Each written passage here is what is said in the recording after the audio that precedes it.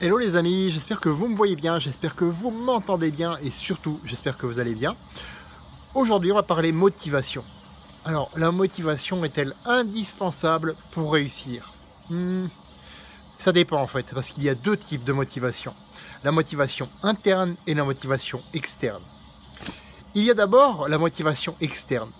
C'est tout ce qui est but et objectif des autres. Et c'est totalement ok dans une certaine mesure tant que tu ne t'oublies pas.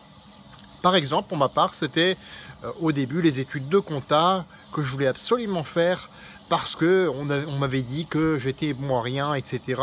Et donc j'avais envie de prouver à cette personne que non, je ne suis pas un bon à rien. Ce qui est fait que, effectivement, j'ai un certain bagage en comptabilité. Maintenant, j'avais oublié des questions à me poser.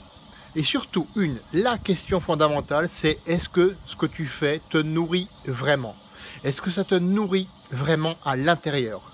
Je ne parle pas de financièrement, je parle que est-ce que ça te nourrit vraiment à l'intérieur? C'est ça qui est vraiment important.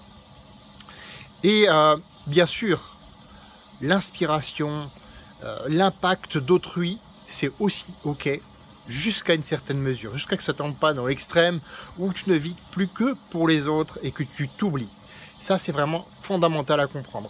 Ensuite, il y a la motivation interne. Et ça, c'est par rapport à toi, par rapport à tes propres rêves, par rapport à ta mission de vie. J'en parle souvent, je t'invite vraiment à voir mes vidéos qui concernent la mission de vie. Par rapport à tes valeurs, par rapport à tes attentes de l'existence. Et ça, il faut que tu vérifies bien que ce soit tes attentes de l'existence. Alors oui, ça peut te faire vivre, et généralement ça va être le cas, une baisse d'estime sociale. Au début, ça sera forcément le cas, puisque tu vas penser différemment de la plupart des gens, donc tu vas être parfois un petit peu considéré comme un mouton noir, n'ayant pas peur des mots.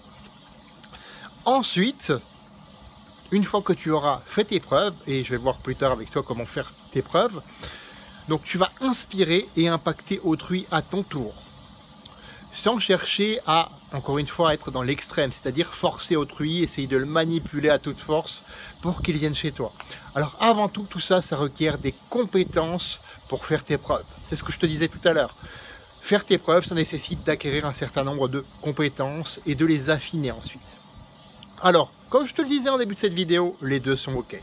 La première, c'est faire plaisir sans t'oublier. Et la seconde va être vraiment durable et ça va être des fondations sur lesquelles asseoir ton succès. Fais de ta vie une aventure mémorable qui te ressemble et à personne d'autre. Et on se retrouve demain pour une autre vidéo. À bientôt!